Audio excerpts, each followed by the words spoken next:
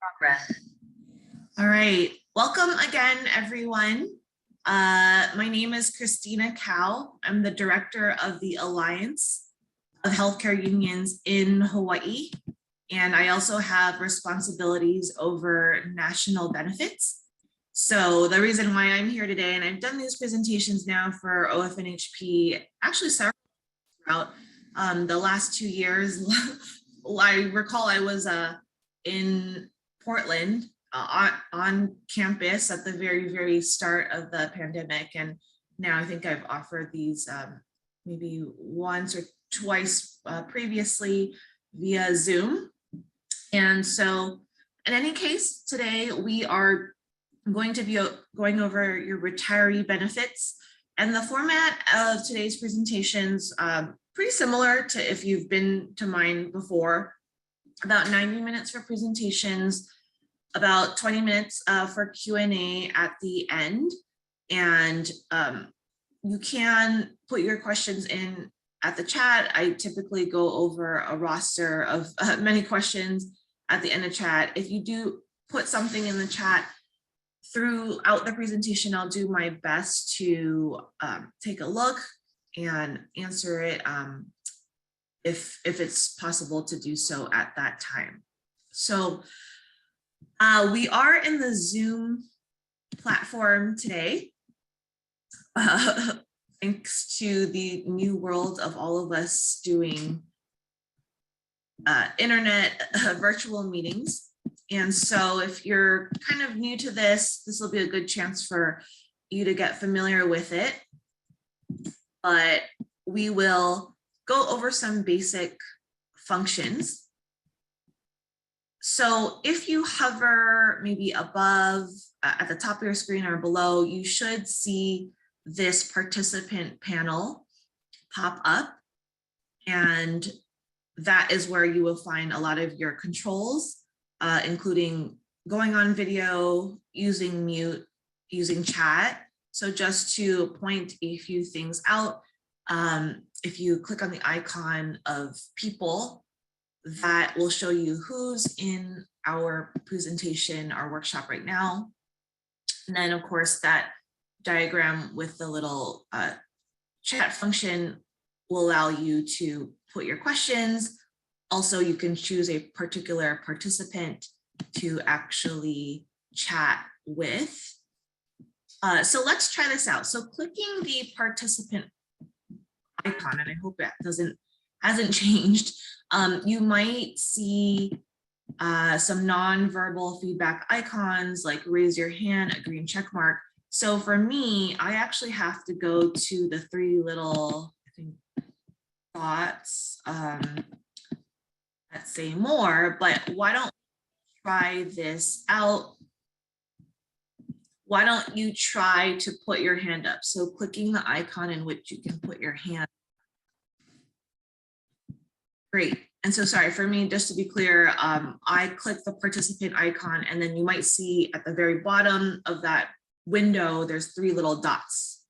So I see a few people putting those hands up. Okay, great. So that's just another way that we can interact. And then if you could click to lower your hand. Awesome. All right, so that's, I think, the key function that we'll probably be using. So oops, it should look something like this. If you are, hoping that the functions still look the same, but hopefully you're using something like this here. You can always also put in emojis to provide some sort of reaction as well.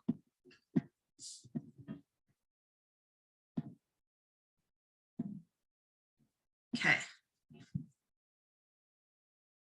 All right, and then there is a chat icon as well, in which you can put in, and just make sure that you know who you want to chat with. I know that in meetings sometimes I do chat some of my colleagues individually if I have a specific question or want to clarify something they might have said at that time.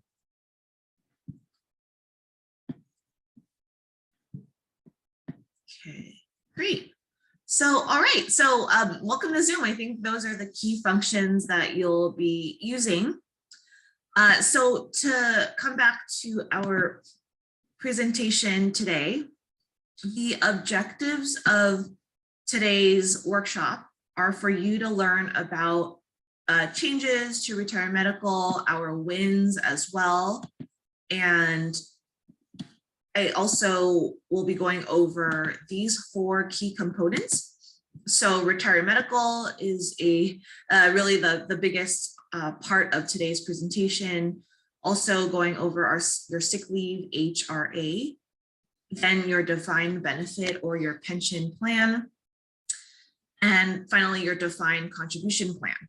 And then I'll also speak to a few key dates and things you want to keep in mind generally for retirement to help get you through the process a little bit smoother. And I'll just wrap that up by saying the objective is not for you to remember every single fact that I've gone over, every single detail. That would be really hard and a lot to ask unless this was maybe your, I don't know, like 10th time being in one of these workshops. Really, my objective and goal for you is to familiarize you with the program framework, some of the vocabulary that will be pretty important in terms of calling the Kaiser Retirement Center and making sure that you're speaking the same language as those representatives. And, you know, I want to be fair to them too. Those folks are just trained with a toolkit and can pull up some of your key information, but I have to admit I don't know how concrete their critical linkage of all these concepts are. And honestly, that's probably outside of their scope, but in order to have the conversation that you need to get the right information, I want to make sure that you all have the vocabulary you need, because what you say versus what they hear versus what they say and what you hear can be a bit of a disconnect. And so if you're not speaking the same language or understanding what the word is that they're using, there can be confusion. And I want you to be able to at least help ask the right questions, use the right terms. So do not need to commit everything to memory, but hoping that you come away having a general understanding of the framework. The other tool that is really important for you and I refer to all the time. So if you were to ask me a question and I didn't know it off the top of my head, I would go to this myself, and it's available to every single Kaiser employee, actually even anyone who has an NUID. That would be me because I'm not a Kaiser employee. Is your summary plan description. And you can get that for any bargaining unit. You can look at the one for your non-union or salary colleagues. It's on HR Connect, and you navigate to your benefit tab and you see benefits by group. And this document, I highly recommend you download it. It also includes what are called summary of material modifications. So you're probably used to getting those when we have a negotiations and then things get implemented. So near where things get implemented, you'll get a letter that says, because we negotiated with the Alliance of Healthcare Unions, we agreed that X would change. So that would update the summary plan document. I'm sorry, the summary plan description. And they send that out as an SMM, a summary of material modifications. But in any case, that document is all inclusive, and that's the first source of written information that would help answer these questions. So I do encourage you to go download that. And after this presentation, like I said, this will give you, I hope, a really good framework. And then you can take even deeper dive or continue to review via the SPD. Okay, so we'll move into bargaining items, but one thing I wanted to try, and this is where we'll go back to that.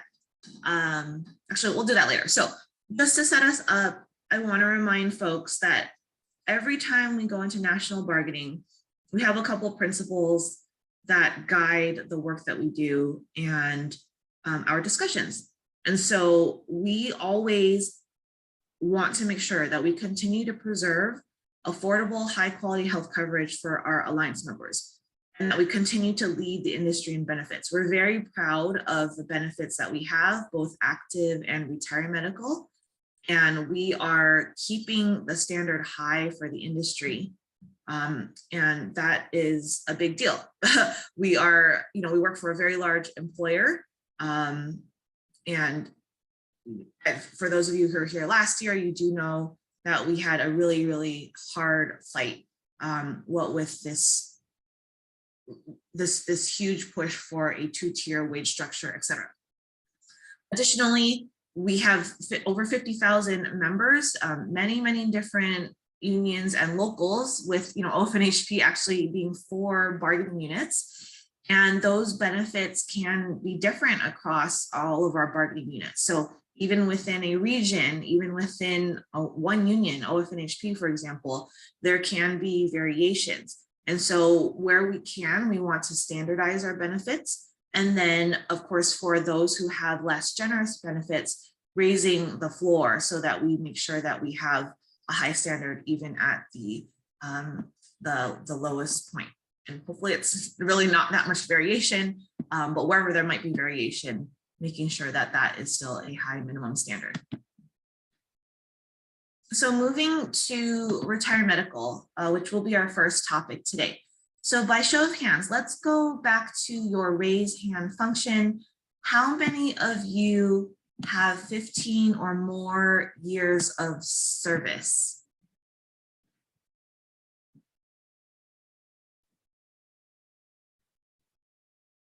That looks like almost the majority, so about 9 or so people.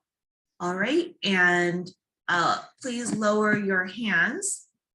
Thank you. So the flip of that, who has less than 15 years of service at this point? And I'm glad you are here because 15 years is really quite important, but you will be able to really take the most advantage of your retirement medical and other retirement benefits if you know what you have ahead of you. Okay, thank you. So if you could lower those hands. My last question is, anyone here hired before 1985? Okay, so wow, okay. Right, so a few people. So this, I might have to go over some of the grandfathering options. All right, thank you. If you could please lower your hand. So thank you for letting me know. That gives me a good sense of who is in the room and where I need to focus. So we are going to go back to 2015, about 3 bargaining rounds ago. And if you were here, you would probably recall we had focus of our discussion that year was on retiree medical.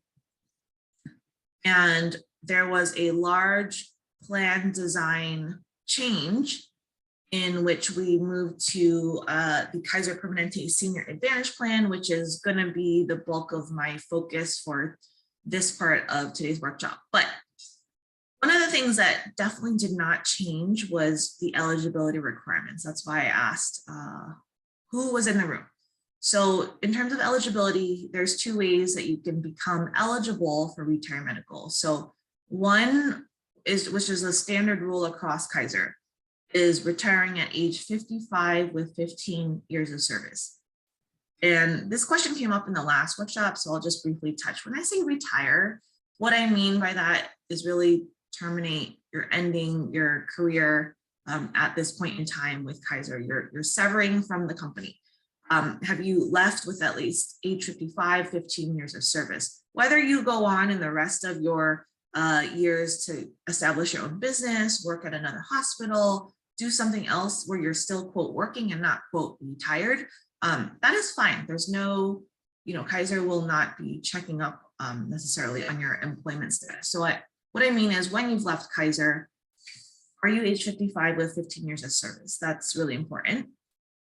Or you can also meet the rule of 75, which means your age plus your years of service sums to 75. And you have to have at least a minimum of 15. So that would mean something like age 50 with 25 years of service, 50 plus 25. You could leave the organization age 50.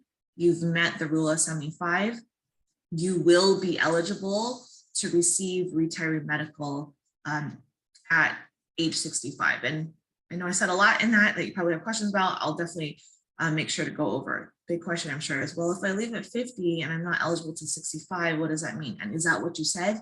That is, yes, what I said. So first of all, going back to the change that happened that we agreed to in 2015, it was implemented in 2017.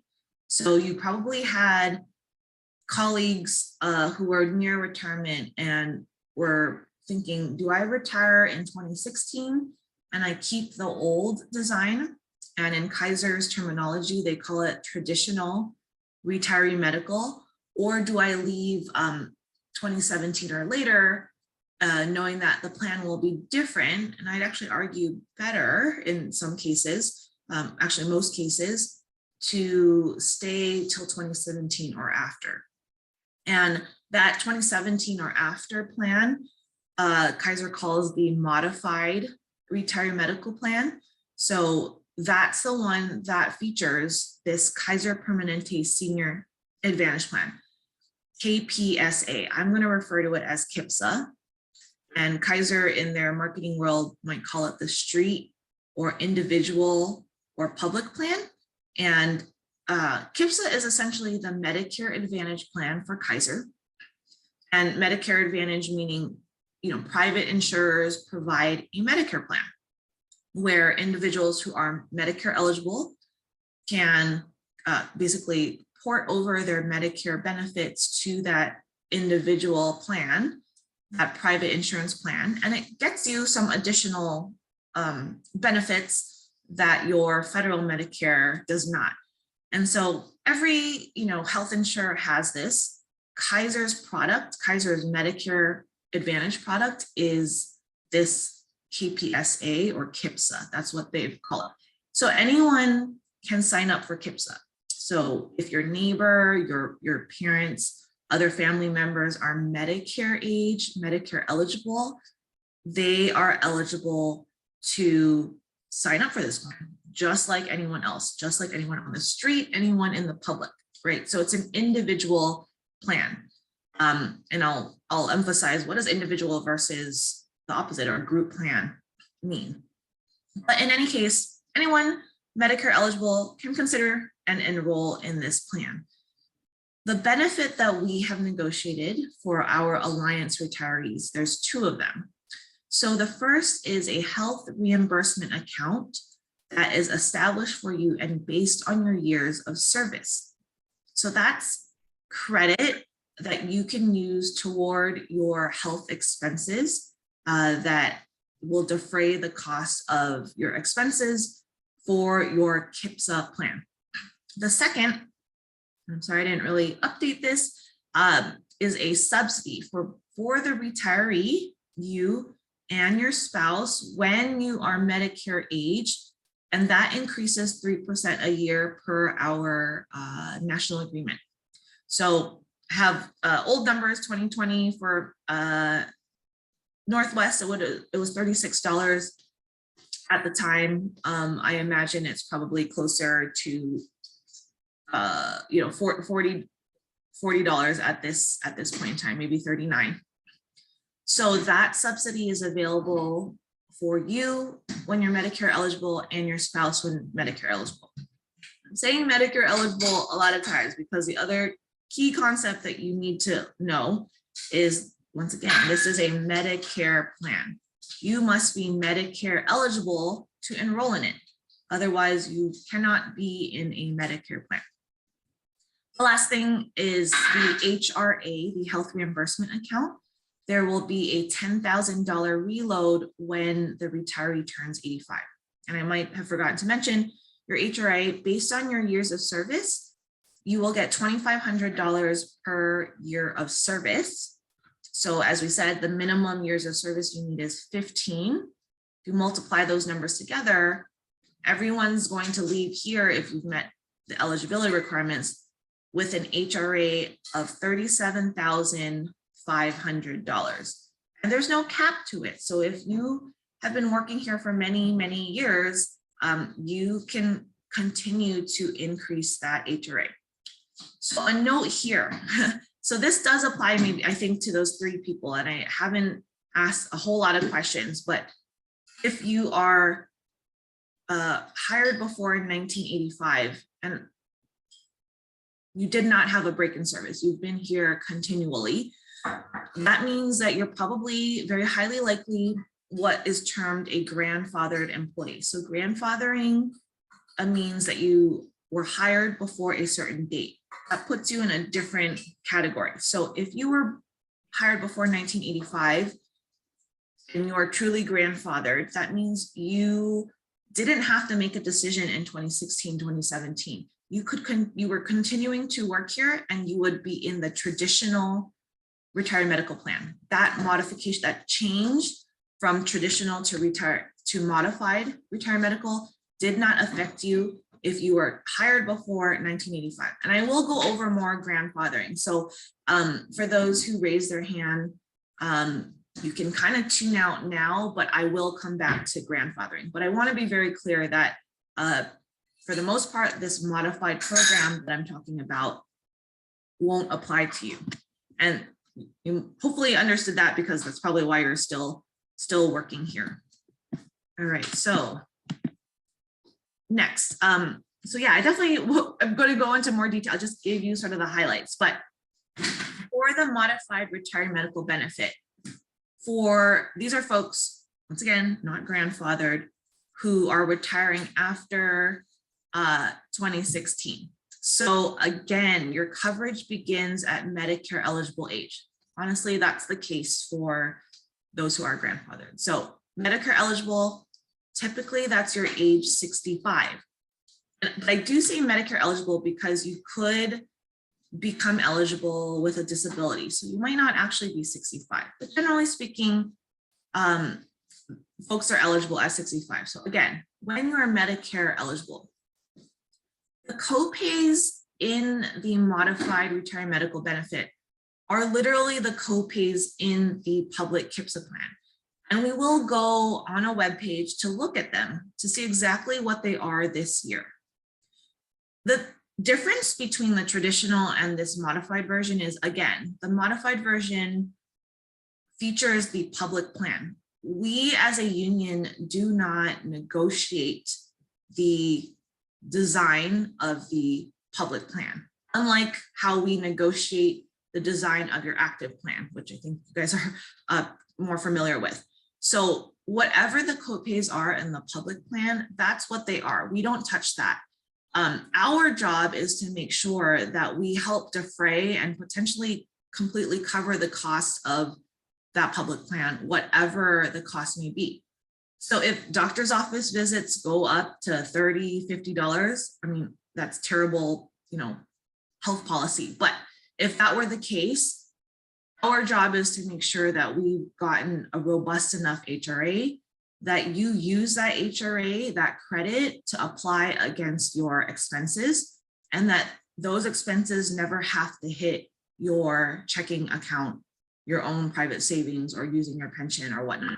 So ensuring that we really defray the cost by, as you may have experienced in the last few years, getting that HRA account as robust as possible. So again, the HRA was increased, the value was increased. So I'm glad you all are still here. I know I was talking to folks in 2020 who said, oh, I'm close to retirement, what should I do? And I'm like, you need to wait till 2021, because in 2018 bargaining, we negotiated and were able to improve the HRA. It went from $2,000 per year of service, and then starting 2021, $2,500 per year of service. So anyone who retired 2021 or later they're now getting an extra $500 per year of service. So that's why it was so important for those folks to wait till January 1st, 2021. So huge improvement, a 25% increase to that HRA, just based on your retirement date.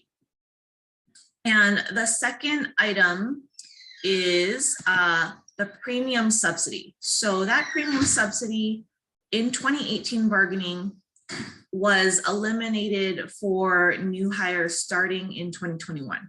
So what does that really mean? That premium subsidy, which honestly today doesn't even have much value to you, someone who was hired even before 2021. And I'll go over that later. It's because of the rule that guide the subsidy. That was eliminated for new hires starting in 2021, meaning if you were hired in 2021, when you were eligible to retire in 15 years, 2036, there would no longer be a premium subsidy.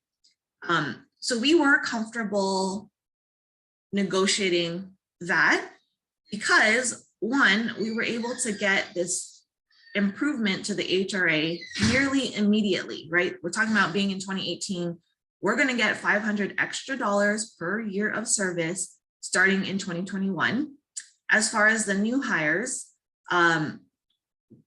they wouldn't even be affected till 2036. So we have a couple more rounds of bargaining to get there. And honestly, even when we established this in 2017, there were regions like Colorado, for example, where there's a premium subsidy. It never had any value, real value. It existed, but because of rule applications, didn't even have value. So, and that's kind of the same situation here. I know that's a little vague, but I definitely will be going over that further when we look at the plan itself online, so you can see what does that actually mean to me? Why does she keep saying it doesn't really have value? Which sounds like it kind of sucks, but in any case, we'll go to that actually now. So the premium subsidy rules, there are two key ones, and this is how you figure out, does this have value to me? The subsidy can only be applied against the basic or the lowest cost plan in your county. So again, we will in a moment go to that webpage, look up a plan and see what does the subsidy actually mean? What does it mean to be applied against the basic plan? So essentially there might be more than one option in the county. So the subsidy can only be applied against the lowest cost plan. And then you are, however, able to choose a different plan. So if there are 3 options, which there are in the Northwest, you can choose which one you want. However, in terms of the subsidy use, if you choose a higher plan, the discount that you get is the lower of 2 numbers. It's the cost of the low plan or the value of the subsidy. So you don't, once again, you don't apply the subsidy against any of the higher plans, but there may be a discount depending on how the numbers work out. And it differs from county to county. So I'll show you what that means in different states. Again, the copays, the premiums, the out-of-pocket maximum, the actual design of that plan, we don't negotiate. It varies from region to region. There might actually be variations in different counties. So, in Southern California, which is much bigger, it might be different in Orange County or San Diego County versus LA County. But once again, we do not negotiate that. The costs actually do change year to year. And again, because Kaiser works in a Medicare market, they design these Medicare plans. Fortunately, the Medicare market is very competitive. So even though these plans change, the changes and the potential increases aren't astronomical, even for someone who doesn't have the benefits that we're talking about today. And again, we have a subsidy, we have an HRA account, those are items that are going to be really important to offset or maybe completely cover the cost of your retirement. And then finally, there is an additional benefit that you can purchase. It's called Advantage Plus, and this is an option for you. It includes more dental and vision benefits. And so at this point, what we're going to do to give this some real reality for you, we are going to go look at the actual plans themselves. And so one thing I've learned is they do not like Google Chrome, but I'm using Microsoft Edge today. I'm putting in medicare.kp.org. You could also Google Kaiser and Medicare. And you just want to make sure that you are in the Kaiser Medicare website. Oh, good. I see Medicare all over the place. And I'm already in the shop plans option. So bear with me. This didn't work for me on Thursday. I couldn't seem to pull up what I needed, but anyone can come to this website and I can go to explore individual Medicare plans. So you want to start here. You don't want to go to employer or group because again, the modified design is individual. So this does not apply for those who are in a traditional or grandfathered status. But okay, so I went to explore and you can live anywhere in the country and check out what your Medicare Advantage plan is. So if I might, could I get someone's zip code? Give me something to look up.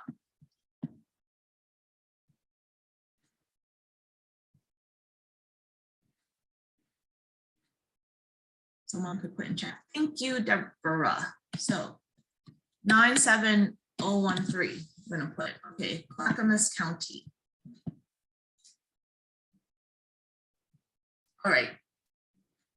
Actually, I think Northwest tends to be pretty consistent. So even if you live in another zip code or county, I believe the plans are actually identical in the Northwest region. But don't quote me on it. Like I said, that's subject to change. But you can do this yourself to look at your particular county or wherever you decide you think you're going to live. So I will also be touching on what happens if you move. So as you can see, there are 3 options here. And I see Margot's question I will get to if you leave the Kaiser region. But in this county, we have 3 options. There's a $0 free plan, $44 a month, or $127 a month. So again, you have options. And you can choose between these 3. But as I had said before, the subsidy has particular rules. And so it is only applicable to the lowest cost item in your region or county. And so while there's a quote, $39 or so subsidy, it's actually not of value because it's only applicable against a $0 plan. So there's no cost for the plan, and the subsidy also doesn't really apply. Now, if you decided you wanted the $44 plan or the $127 plan, that's totally up to you to sign up for. You can totally do that. However, again, what will my cost be is going to be your question. And so the subsidy does not really apply because if you choose the $44 plan, same with the $127, your discount against these plans is either the subsidy, that $39 or so, or the value of the lowest cost plan, which in this county is $0. So your discount is $0. However, remember, any premium cost that is left over, you can use your HRA to cover. So the $44, the $127, that is still something you don't have to pay for, quote, out of pocket. You can use that HRA to cover that. And therefore, there's no real cost or impact to you. Now, one of the things I like to do is compare what the plans look like. So, all right, here's like the very highest level. $0 monthly premium, $44 a month, or $127 a month. What makes sense for you in terms of your coverage? And you are able to change your plan year to year. You're probably used to open enrollment now. It's the same with Medicare. So if you decide one year that you're going to go with a $127 plan, you feel like, oh, I really, really need that level of coverage. Certainly you can do that, but and maybe you find, oh, that was actually a lot. I'm depleting my HRA. I'm going to do this now. 127 times 12, $1,500, $1,524. It's going to cost you $1,524 to have this plan, even if you never used it. So you're depleting your HRA by that value versus, you could be in the zero cost plan.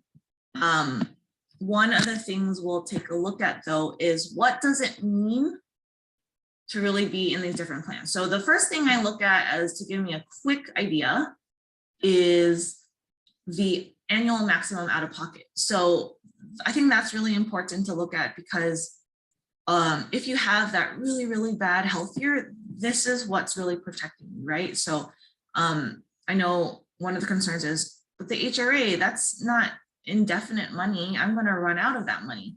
I could, rack up $10,000 in a year in coverage costs, and that would go away so fast. Actually, the annual maximum out of pocket, that's what protects you. That's the upper limit for how much you have to pay before the plan takes over 100%. One caveat though, drugs are not included in that amount. But if we're talking about hospital stays, surgery, all those more expensive items, that's your upper limit. So for me, the question is, looking at these two plans, one way to assess whether it makes sense for you, and very similar to car insurance, the more you pay up front for your better plan, the less you're going to pay out of pocket at the point of service. But I am paying nothing per month to have this plan for a year. If I were to really have that really bad year, $5,600 is what I would pay. And if you're thinking about drugs, we'll look at this again. Drug costs are the same for any of the plans. So that to me is not something to consider. The difference is zero. Versus if I chose the bid plan, I've got $44 a month times 12, $528 a year is what I am paying just to have the plan, right? And I'm not even going to the doctor at all. That's $528 a year. I'll use my HRA to take care of that. The maximum out of pocket is $4,900. And so what's the difference between those two? I'm really thinking, again, I have that really, really bad year. I'm going to hit my maximum out of pocket. My health costs are just they're very high this year. So the difference here is $700. Is it worth it to me to pay $528 to essentially save the $700? And all told, $528 plus the $4,900 is $5,428 minus $5,600, or the difference is a savings of $172. And again, that's if you really, really hit the maximum. And so is it worth it to you to put that $528 out so that you have that really bad year, you save $172? Because if you pay $528 and you really only get to $2,000, you're in health expenses. Here, your expenses, your total expenses for the year is at $2,000 that you ended up paying, but no premium. So just a flat $2,000, or it'll be $2,000 in this side and $528. So it's an additional $528. So that's kind of one simple way to look at it. I think that gets me enough information. Similarly here, let's take that logic to the $127 plan. So 127 times 12 is, whoops, did I get that right? Hold on. Oh, I did that already. $1,524.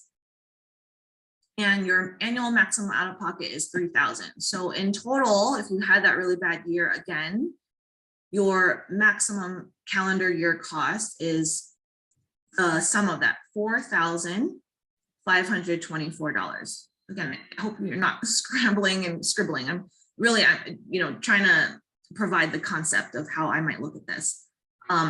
So total $4,500. Is it worth it to me to be in this plan to actually you're paying $54.28 here for that really bad year. So yeah, maybe that makes sense. If your health is such that you need some higher coverage, maybe this makes sense to you. So again, just a simple way to look at that. Now, what I want to show you, and it's unfortunately going to take me a little flipping back and forth, and I hope I get it up this time, is you can click in and look at the copays a little bit more specifically. Like I said, just like car insurance, if you go for a higher coverage plan, you will pay less, you have deductible, et cetera, et cetera. There's no deductibles in this plan. So sorry, I don't want to confuse those concepts, but my point being, you would have less cost if you paid more upfront. And there are the copays here. I'm really trying, so I don't kill everyone with scrolling, is to try to open this PDF because it shows everything, or it's supposed to show everything side by side. And unfortunately, I am having trouble with this. I don't know if it's a region, but I'll try to look at another region, see if we can find. So we'll have to do this a little bit, going back and forth. So again, this is plan 1, no premium cost, and a $5,600 annual maximum out of pocket. These plans don't have deductibles. Primary care, $0. Specialty, $45. ER, $90. Urgent, $45. So those are some of the highlights. Let's try to remember these. So inpatient hospitalization is $335 for days 1 through 6. Again, as you're seeing these numbers, I know they're much higher than what you're used to seeing as an active employee. And this is where your HRA comes in. So your HRA can be applied towards your KIPSA expenses. So your KIPSA HRA applied towards KIPSA expenses, only KIPSA expenses. So I go to Costco for my vision, my eyewear. That's not a Kaiser or KIPSA plan option. So if I were that retiree, my KIPSA does not cover that. So again, key concept, I'm going to say my KIPSA HRA, because I want you to also remember my KIPSA HRA is only applicable to KIPSA expenses. So that $335 per day would be could be expensed from your HRA. Outpatient surgery, $330. Skilled nursing, days 21 through 100 is $150 per day. Labs, X-rays, 0, 15. Ultrasound, 15 to 240. Ambulance is $300. Again, use your HRA. DME, 0 to 20%. I think actually this is very standard. There's not much difference. But of course, I don't know, what types of DME. And then there's even, and this is new, so I've been looking at these plans since 2015. They didn't used to have chiro and acupuncture. So again, these plans change every year. Yes, the costs have gone up a little, but then some things like this also are included as well. Silver and fit, so that gets you gym membership. I think that part's pretty cool. So is also included. And honestly, I will reach out to Kaiser. It's really hard that that PDF is not available. Otherwise, you will see all these plan costs side by side. So let's try to kind of commit that to memory as best as we can. Now I'm going to go back, same county. I want to look at plan 2.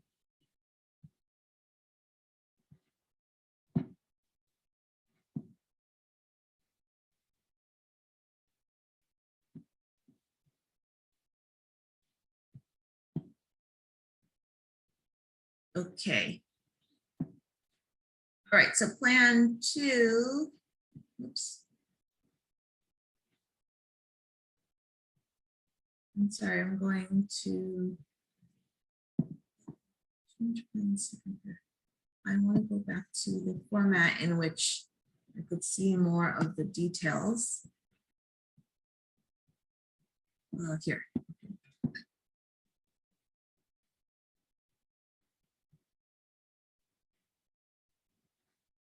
All right, so we know, I think it was $528 is going to be our monthly cost. HRA can cover that. Of course, we know the annual maximum out of pocket is, I think, $700 less. A specialty visit is $10 less than the previous plan. Primary care, same, $0. ER, I want to say that was the same, 90. Urgent care, I also want to say that was the same, maybe not.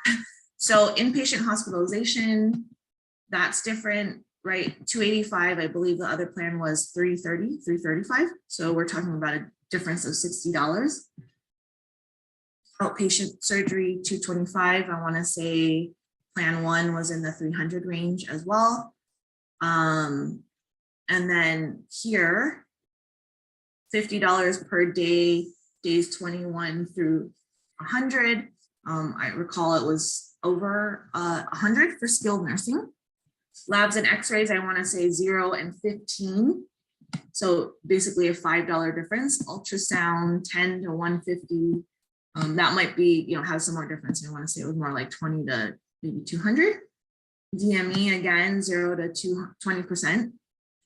Ambulance, I do remember that was $300 one way. So a savings of $50.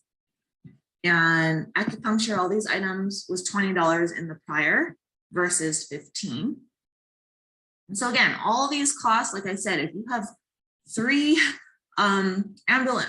ambulance rides that year, you're talking about $750 for those 3 rides versus $900 for plan 1. Again, you can use your HRA for that, but you're of course depleting that HRA.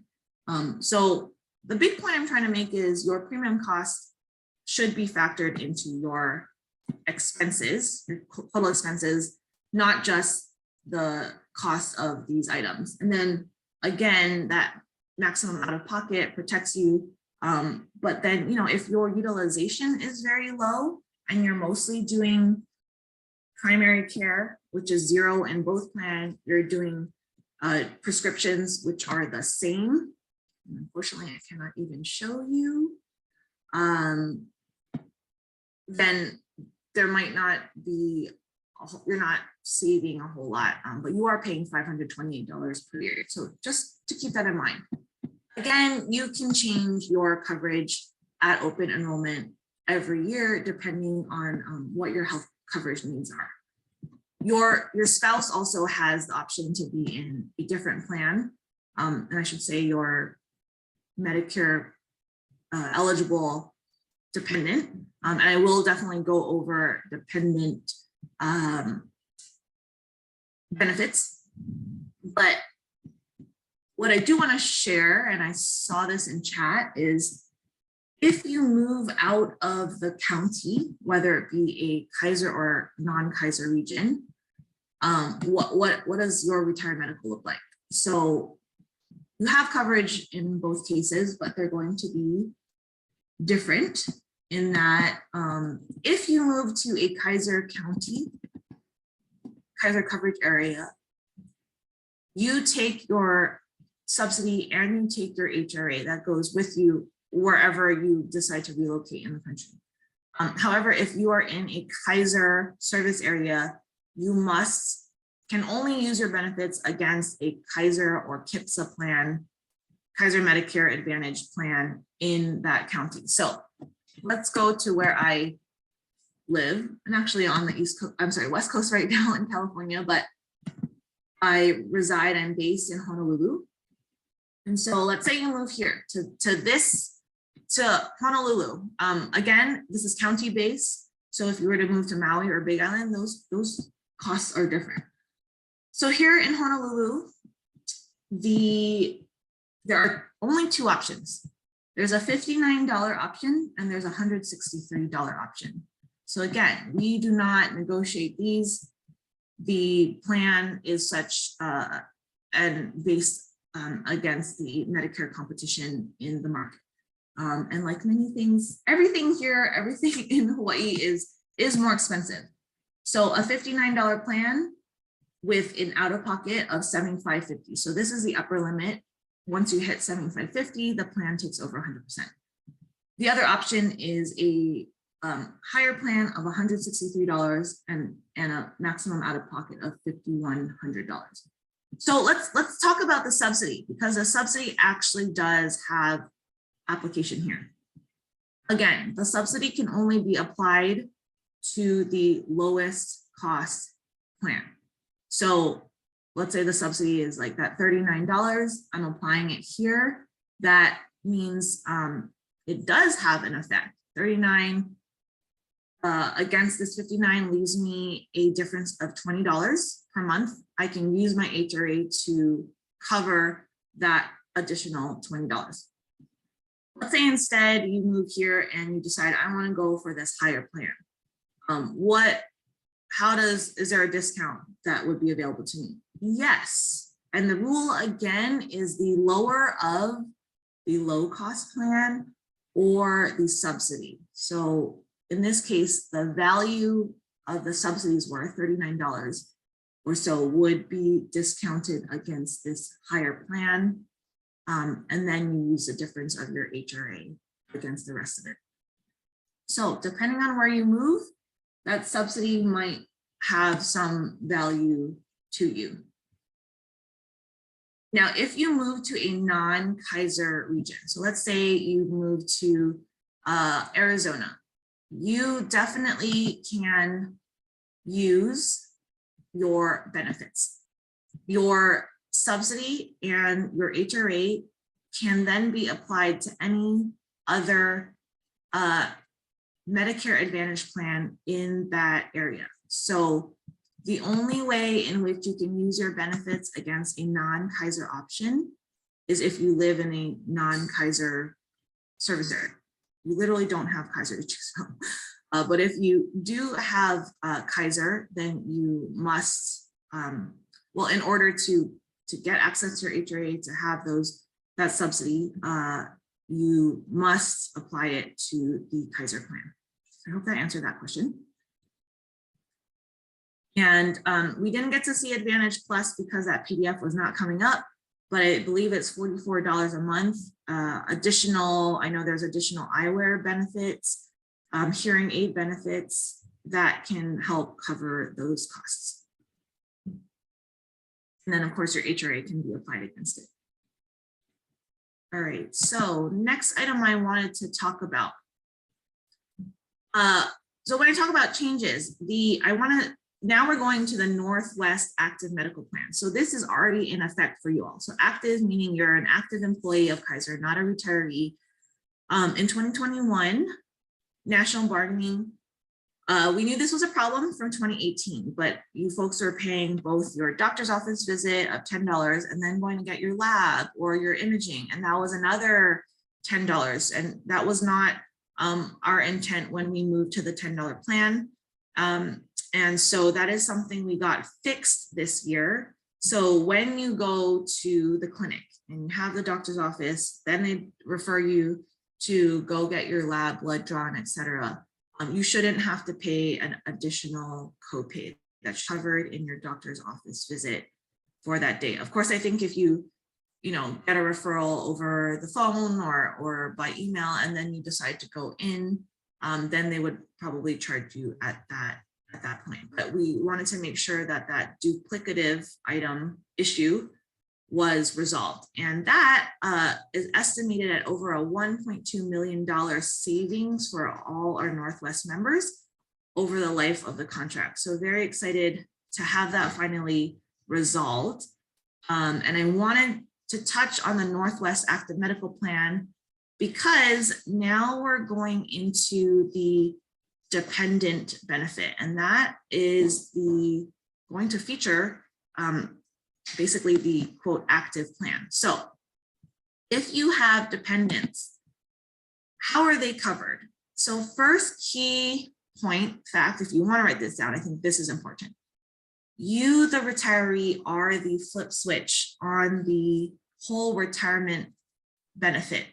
If you're not 65, if you're not Medicare eligible, none of this is available to your family. So even if your spouse is older, they don't get your Kaiser benefit because you have not reached the age at which you're eligible to turn it on. So again, to another concept here, there's eligibility to retire and then get your healthcare in the future. So that's at 55 and 15. But again, this plan doesn't turn on until you are Medicare eligible. You can't get into your Medicare benefits, your plan, until you are Medicare eligible. So when that happens and you have dependents who are not yet Medicare eligible, so that might be a younger spouse, or it might be even a child who's age 25, the type of coverage that they get can't be the KIPSA plan because they're not Medicare.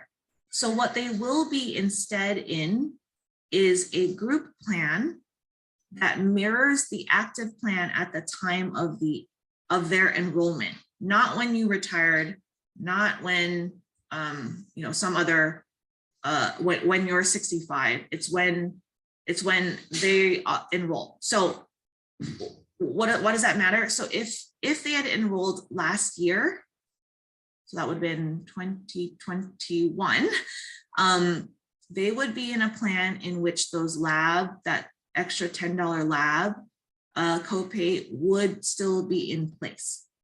If they enrolled this year, then that lab cost is no longer part of the plan. That's what you as the active member has. So the dependent, non-Medicare dependent, would be in a plan that mirrors the active plan. So that would be, a key, like small, but that's where I want to illustrate. It's at time of enrollment. It's identical to the active medical plan. That's what your non-Medicare dependent would be in. Coverage ends when the child reaches the age limit.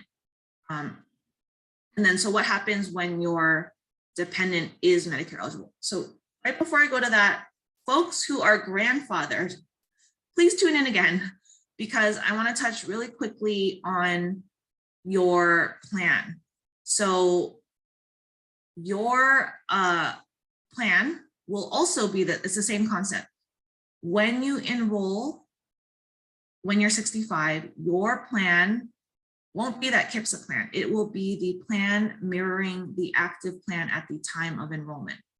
So essentially, the non-Medicare dependent design is the old traditional retiree medical. So just, that's kind of a easy way for me to remember it, but essentially it's the old design.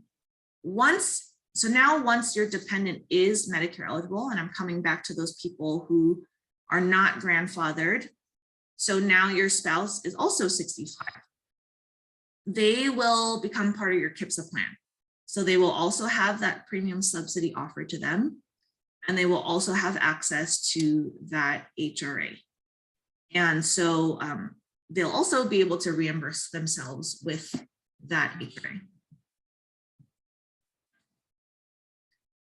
So looking at the health reimbursement account, wanted to focus on that a little bit more. We already, I think, went over all the key points about the subsidy. Your years of service is defined as 1,000 hours per calendar year. That's 1,000 hours that you're compensated.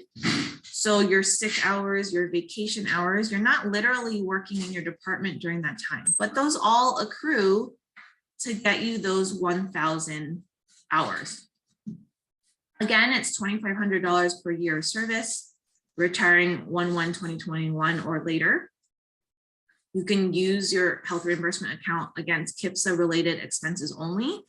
So any difference in that premium subsidy, adding on that Advantage Plus dental, medical, hearing, eyewear. And then again, you get that $10,000 reload when you, the retiree, have turned 85. So we expect you to live long and healthy lives. You'll have depleted your HRA some amount between 65 and 85. That reload would occur then. And you're, in the case that you do pass before hitting age 85, that reload would still occur to the account. If you have a surviving spouse, your surviving spouse would be able to access that reload, and as long as they haven't remarried. So that's part of yours or their survivor benefit. So just know that that still occurs in the case that you may have passed. And Kelly asked, is it the same pot of money? Yeah, excellent question. So it's the same HRA. Your spouse does not get an identical HRA. They get access to that account. All right, now I'm switching gears. So everyone who's been listening intently to me, who is in the modified version, you can kind of tune out at this point because this will not apply. So for those 3 who are hired before 1985 and did not have a break in service, this is you. You're considered grandfathered. Depending on your bargaining unit group, and so again, there are 4 in OFNHP. There's different benefits, and we'll actually see charts which will show you. So I guess pay attention to whichever bargaining you're in, but essentially there are varying levels of premium costs, co-pays, and Medicare Part B reimbursements, depending on your bargaining unit and some other criteria, depending on your hire date and how many years of service you had before X date. So essentially, it features the group retiree medical plan. So now we're talking about a group plan which mirrors the active plan. It is not the public or the KIPSA plan. So group plan looks like the active employee plan. So this year you're talking $10 co-pays, no lab, the same out-of-pocket maximum, et cetera. But again, there's no HRA, there's no subsidy.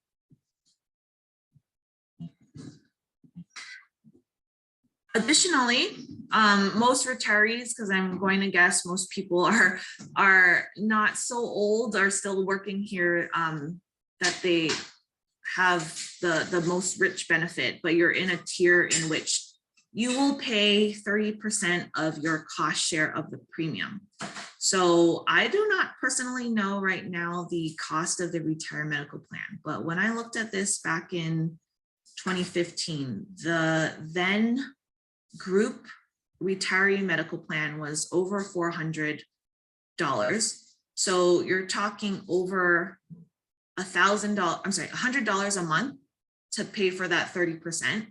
Obviously it's now 2022 and these costs go up every year. The cost share is 30%. So whatever it is, $500, let's say at this point, the cost will be 30% of that $500.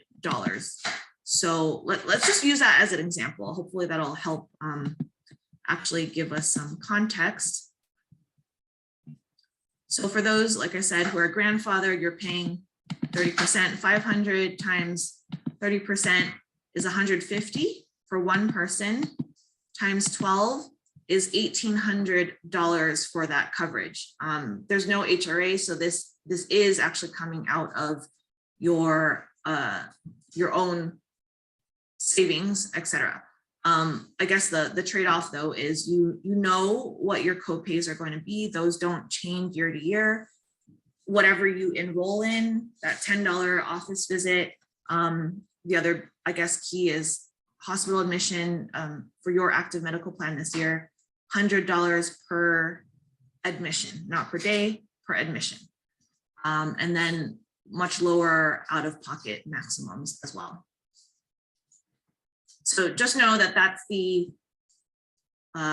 cost that you would be bearing for that particular plan. So that 30%. And that, like I said, that premium cost goes up every year.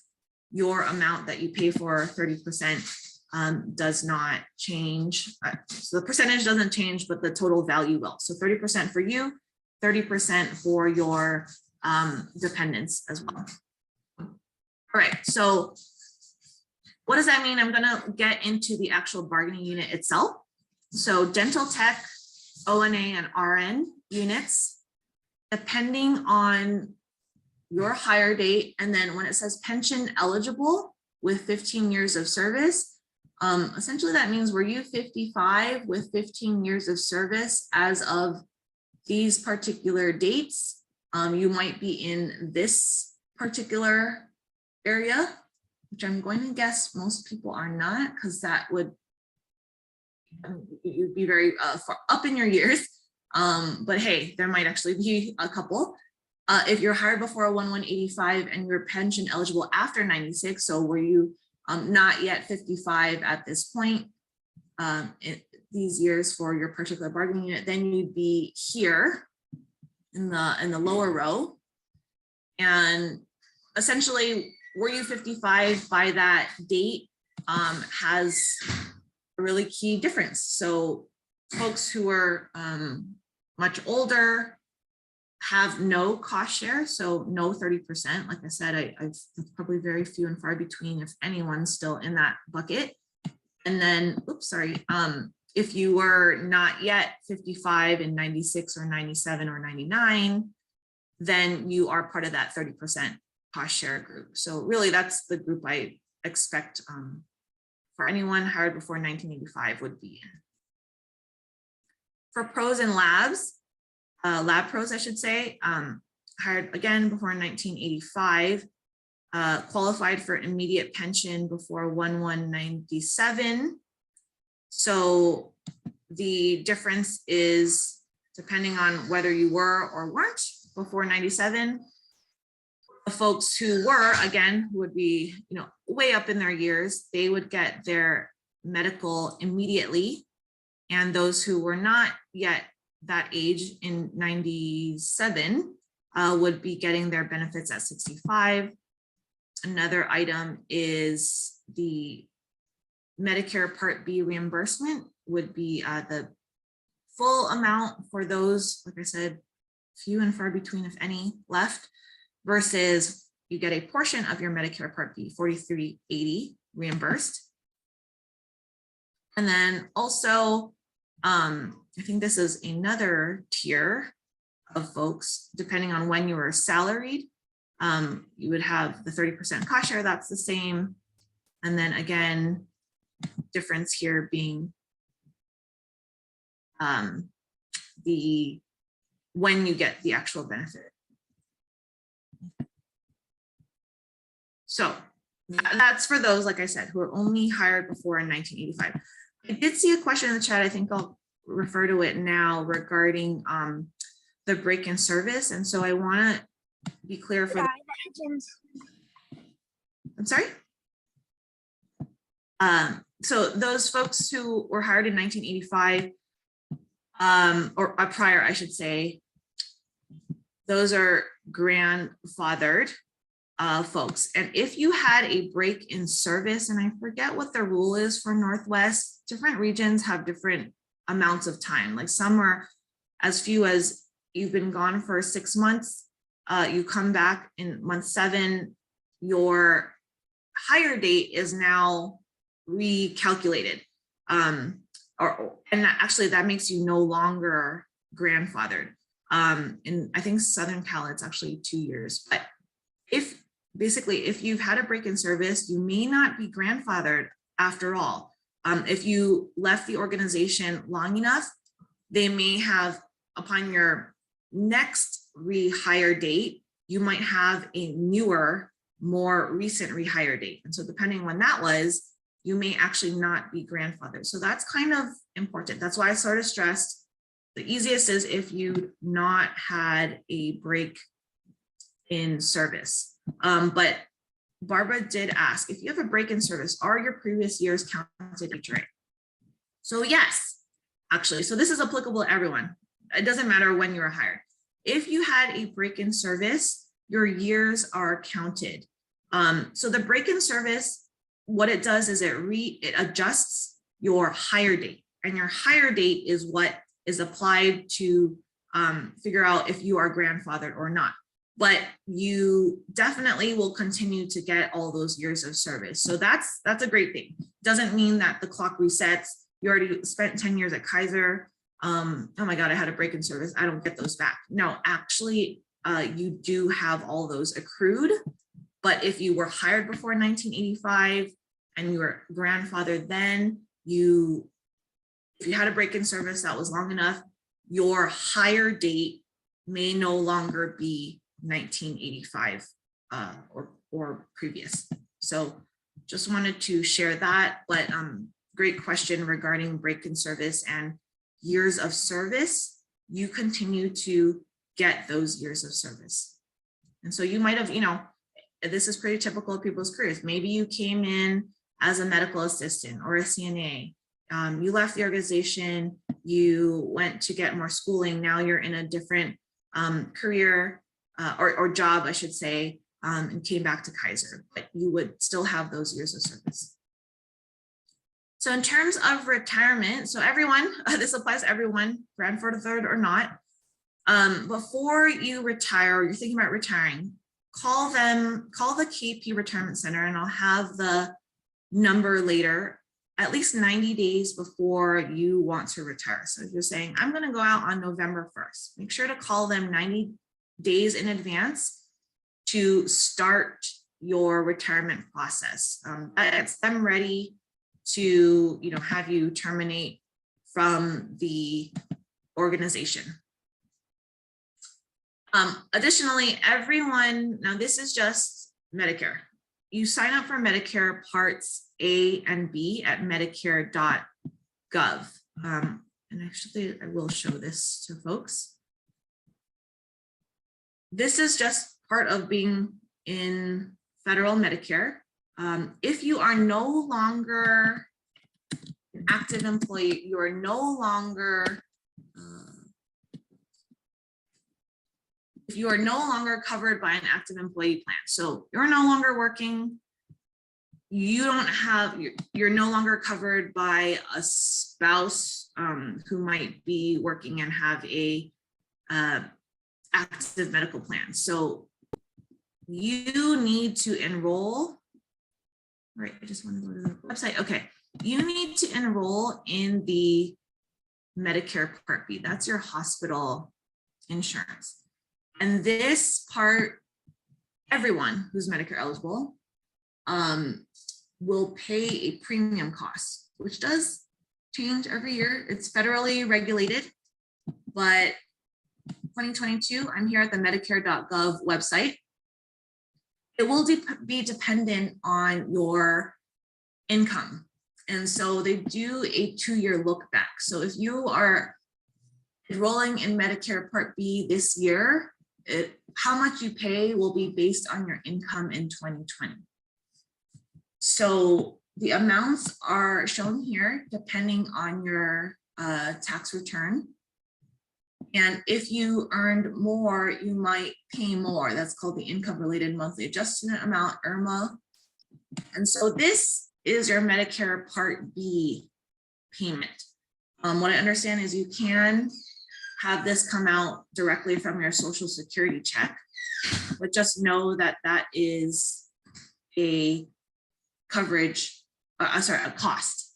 And signing up for Medicare, so you could be age 55, you're like, I'm leaving Kaiser, so calling KPRC 90 days before you want to retire, that will be important. And then now as you're getting to 64, now you got to go sign up for Medicare Part B. You've got 7 months to do that. Again, you're no longer working anywhere. So you are retired, you no longer have coverage from an active employee plan.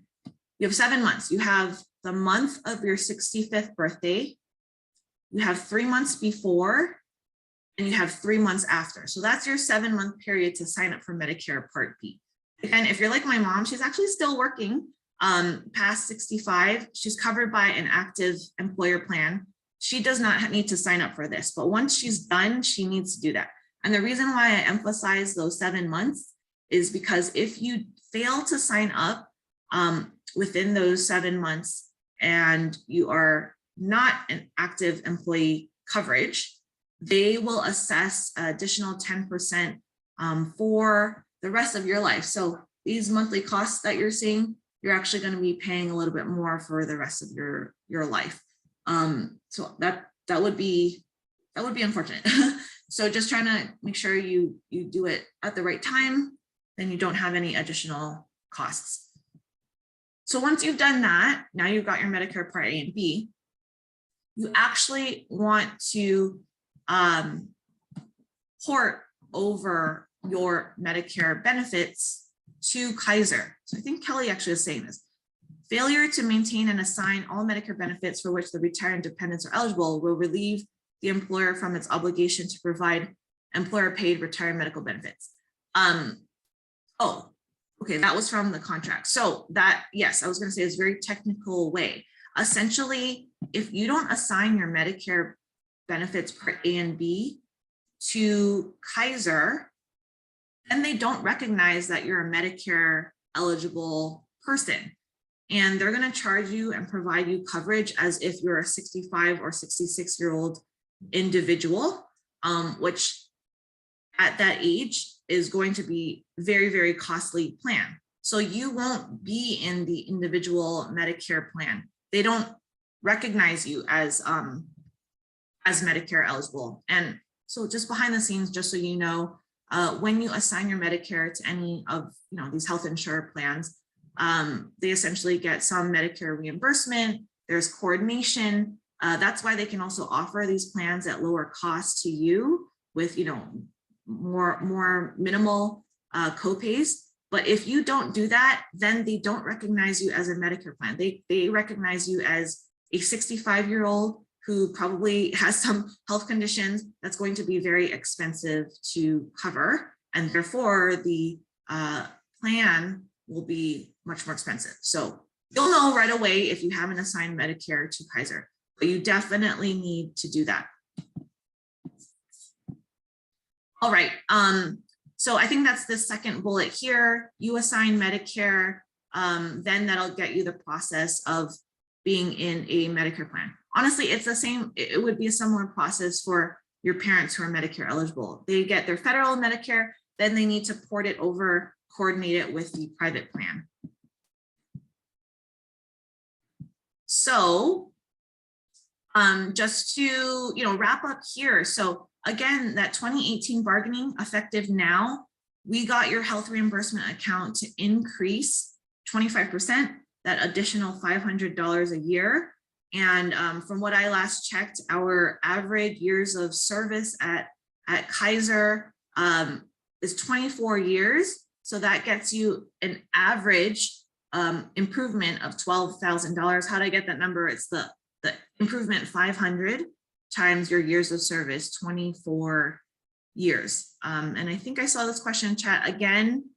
Compensated hours, not your worked hours. So if you're on vacation, you take sick leave, you take a paid leave, or like, some sort of like FMLA or other type of paid leave, that time, even if you're not working on the floor or in your department, that accrues towards your minimum 1,000 hours per calendar year.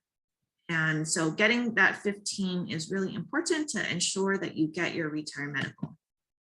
So I've got a quick quiz. I've got a poll I'm going to launch here, and this is anonymous.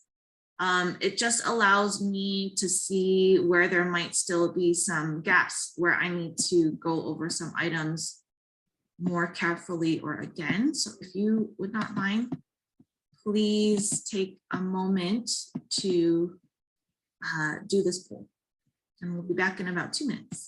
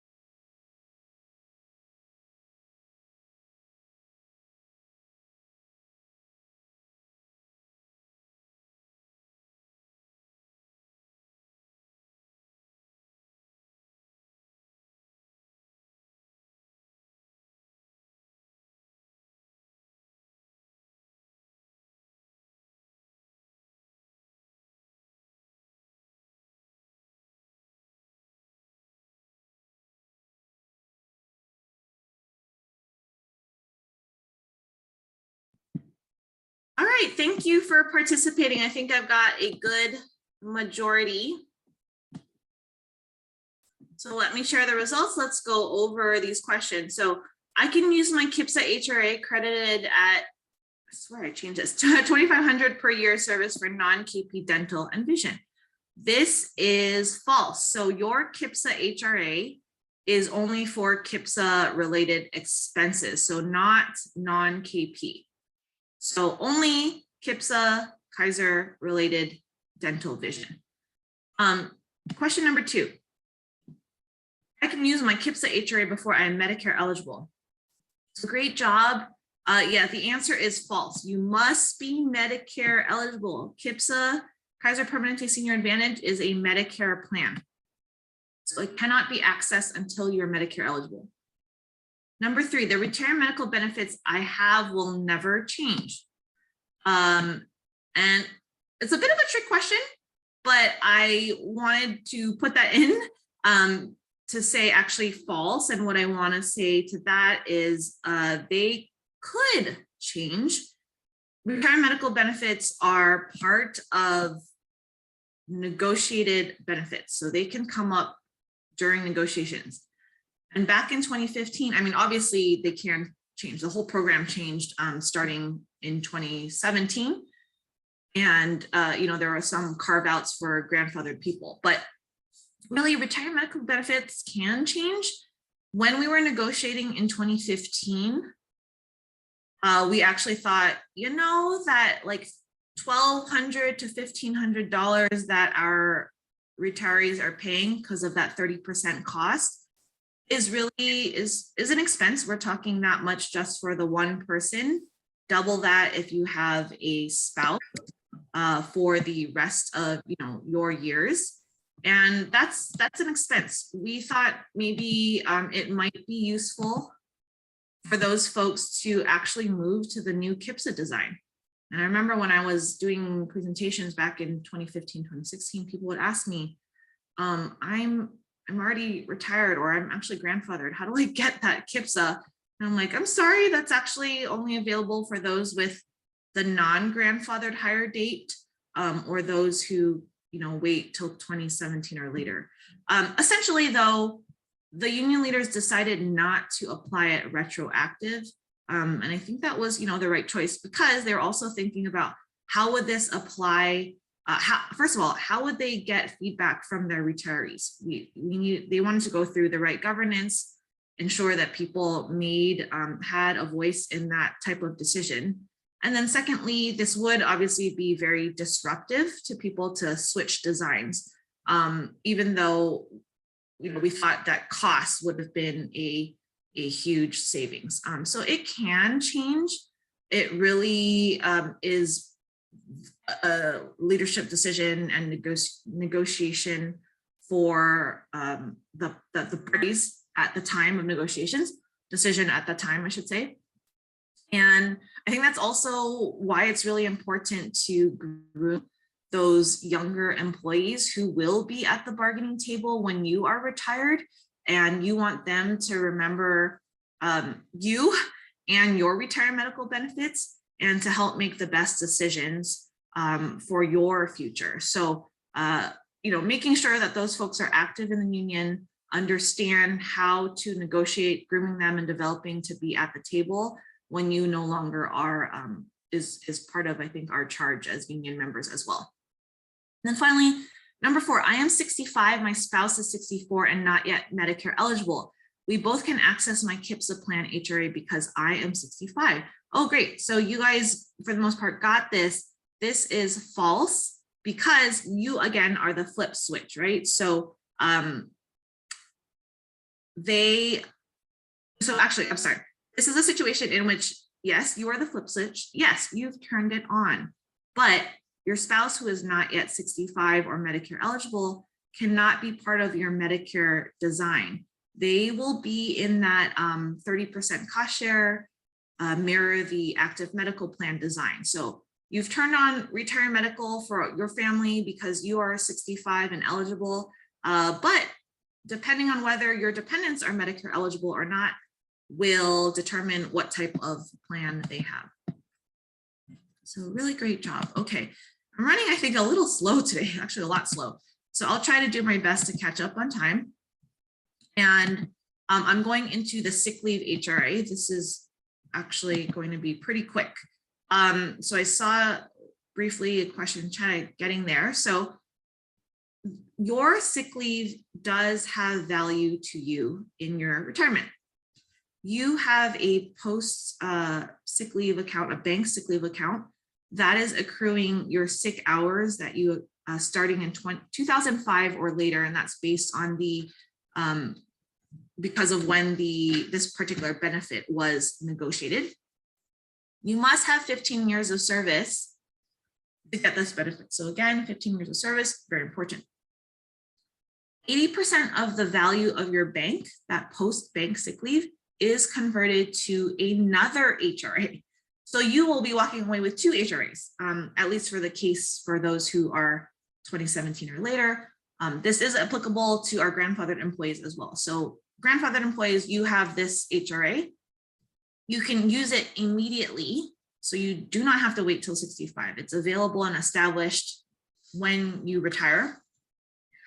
And you can use it to cover IRS eligible health expenses. So that means, any of your co-pays, usually dental and vision is included in this. So it is much more flexible. Things like some over-the-counter drugs now are part of those IRS eligible items. If you have currently as a active employee, you put aside money for your flexible spending accounts, it's for health. It's very similar to that. And then you can, so let's say you're age 60, you need to still continue to have health coverage before you hit 65. This account you can use to help cover those costs. So you can reimburse yourself from this account. If you live in a Kaiser region, you can only reimburse yourself for health premiums from a Kaiser plan. So that's, again, the limitation. If you reside and you move to a non-Kaiser region, then you are allowed to reimburse yourself for the health plan premiums in that non-Kaiser region.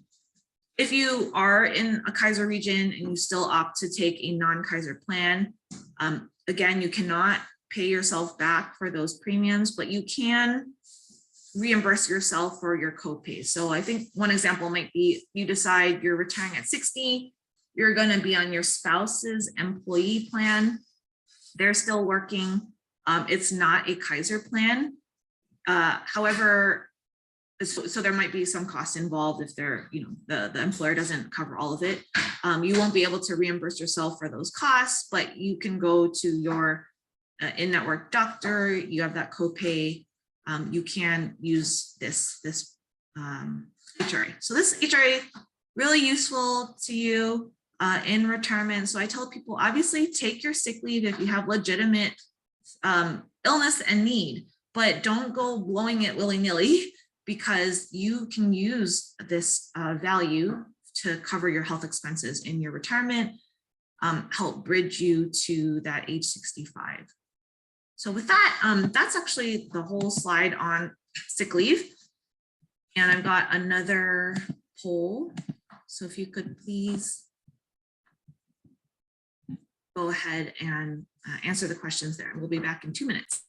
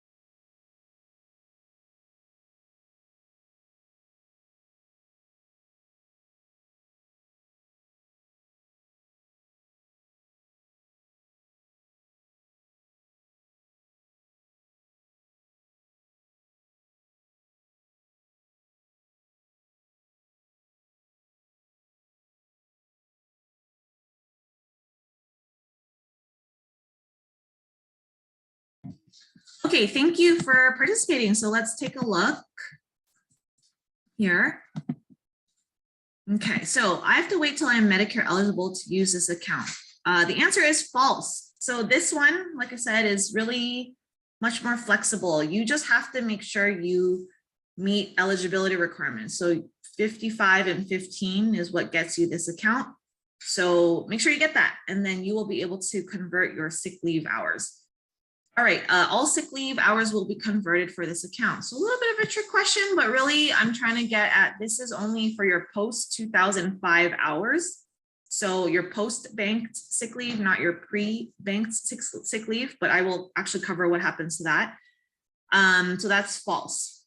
And then finally, number 3, I can use my bank sick leave HRA to pay premiums for any health plan. Also false. So as I was saying, you can only use it towards non-KP plans if you are in a non-KP region. You can only reimburse yourself for plan premiums if you are in a Kaiser plan. All right, so that closes out that subject.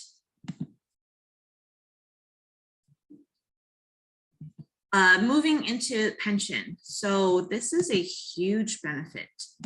We are very proud to have it, and it is something that employers definitely want to get rid of.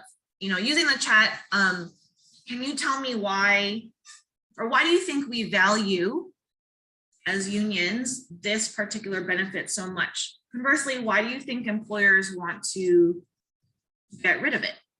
And they certainly do. So if you have a chance, think about it.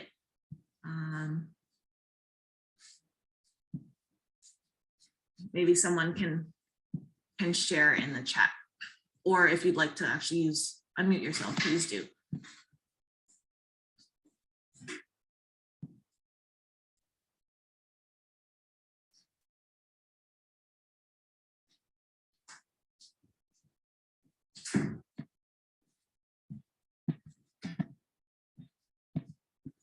So with pension, the liability of getting this benefit, which I should first start off by saying, is a payment to you for the rest of your life, for your lifetime. You get a check, and that is cash to you. Unlike the HRA, I think I forgot to say this, it's nominal credit. It is credit, you're not taxed on it. That's also why you can't like withdraw it and use it towards a house or a new boat, etc. A pension it's cash. You can withdraw it, reinvest it, obviously use it for any of your daily living expenses, invest in a new house, etc. But the big thing about it is it has a lot of liability attached to it. And what I mean by that is Kaiser or the employer is the one that is responsible for ensuring the pension is solvent and that they have the funds to pay you and every other retiree who has this benefit the money that they owe you by a formula for the rest of your life. And unlike your 401k or your defined contribution, where you have you feel the impact of the investments and other decisions. So you have $100,000 in this account, the stock market tanks, now it's 50, you bear that $50,000 loss.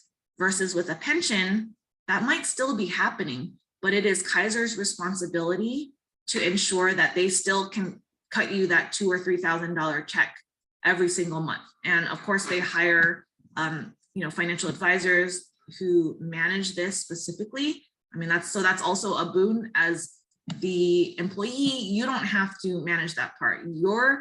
You are guaranteed that benefit based on a formula for the rest of your life. So the impact, the risks of any investment and any financial decisions are borne by the employer as opposed to a 401k. So I want you guys to be familiar with some vocabulary. So I'm wanting to share this now.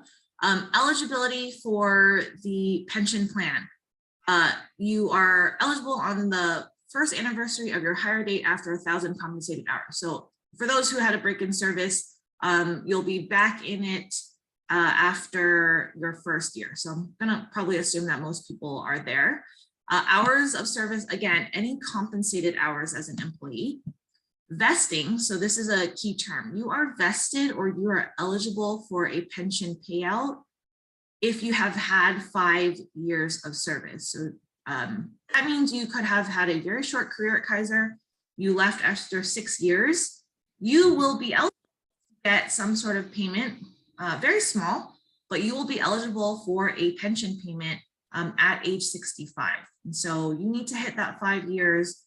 Do not leave without making it there.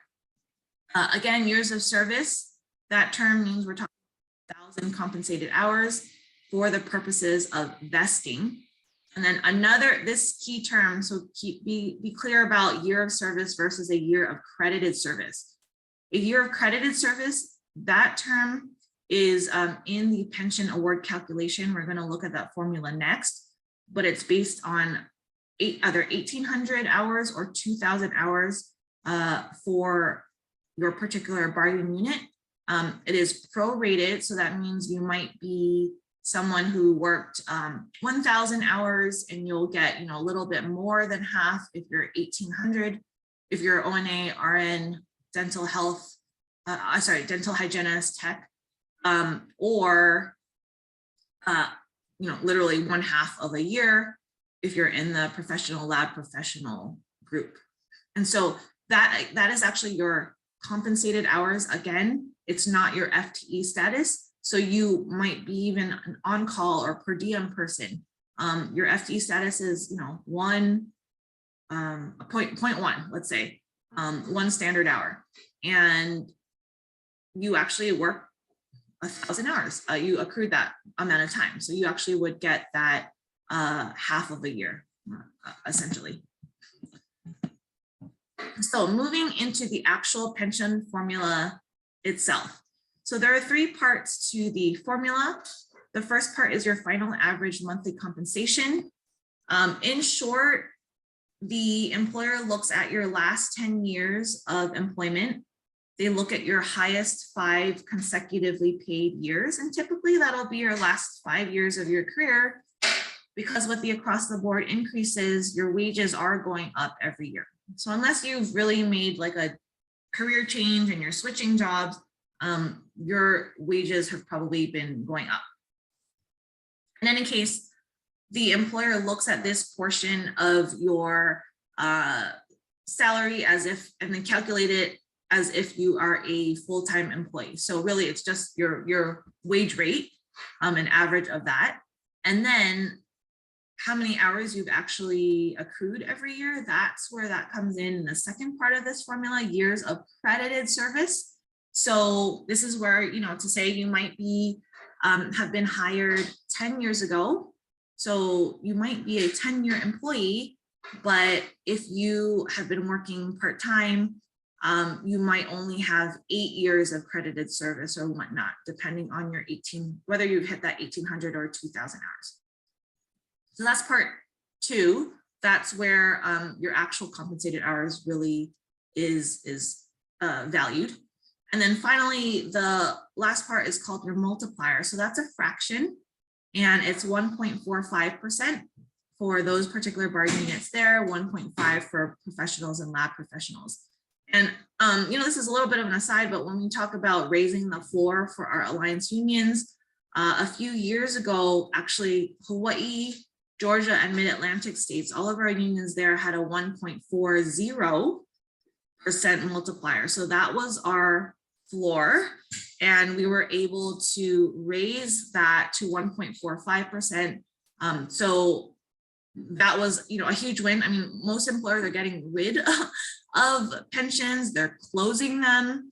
And in this case, we actually were able to increase the pension, and that 0.05% difference is really comes out to a 3% increase to that member's pension every month. So that's actually that's a huge win. So we're so happy to have raised the floor on that and make sure that all of our members get at least 1.45%. So here's an example. Calculation wise, this is the simplest, most straightforward situation, in that you are a single person, you are taking your pension out at 65, not earlier, and you are doing it by month. We will see later that there are many variations. So again, this is the most straightforward, just to show you how a calculation could work. Multiplying those 3 parts across with some sample years of service and sample final average monthly compensation, that gets you that final figure in the 4th column. So it's really actually as straightforward in some sense as that, but of course there are going to be variables, and my high suggestion is that you log into the KPRC website. You can see for yourself your pension projections. You can, I think, toggle, and I don't, I have to kind of rely on what other people tell me, but I believe you can toggle for what your projected retirement date will be. So you can see how many years of credited service, I should say, you'll continue to accrue. You can also choose the different ways in which you will get paid out. And we'll go over that briefly, but that will also change that monthly check figure. So speaking of pensions going away or closing, this is something I need to kind of touch on briefly with OFNHP, is that the pension was closed at some point in the early 90s based on, a lot of, I think, financial turmoil that the organization was going through. But if you were employed between November 1st, 2003 and October 1st, 2005, and you were not in the KP pension plan, so you were one of those people who was closed out and you were only in the OFNHP retirement plan and trust, you are eligible for more credited service. So, there's a lot of text here. I think essentially the point is, if you were not in the pension during those years, they're actually, the region is in a place that they've been doing much better. They're giving you that service back. So it's like you were not eligible to earn pension credit during that time, but now they're actually giving it back to you in some sense, depending on your age and your years of service. There's different criteria. Now, I think I saw this in chat, but if you have pre-banked sick leave, so if you were employed earlier and you have pre-2006 or pre-2010, again, depending on your bargaining unit, those sick leave hours will be converted to credited years of service. So as I said, we talked about sick leave HRA, those are your banked hours. Those get converted to your HRA. Your pre-banked sick leave hours, those actually get you additional credited years of service. So let's say you have 500 hours in that bank that you've been accruing before 2006 or before 2010. You would get, about a half a year, depending on your unit, again, to add to part 2, your credited years of service of that pension formula. So instead of, let's say you might have had 15 years of credited service based on just your compensated hours, actually, because you have some additional hours in your sick leave bank, you get 15.5 in that factor. Okay, so early retirement, you do not need to withdraw your pension, but you may start withdrawing your pension early if you meet these eligibility rules. Age 55 with 10 years of service, or rule of 75 for those units there, 55 with 15 years of service, or rule of 75 for professionals and lab professionals. So that means you could start drawing on your pension, let's say at age 60, but what you would need to know is that your pension would be reduced by some amount. And it is a percentage for every year in which you draw before 65. So if you are drawing it on age 63, if you're a professional or lab professional, that's 2 additional years, you're going to be looking at a 6% less. You'll get 94% of what would have been your full pension.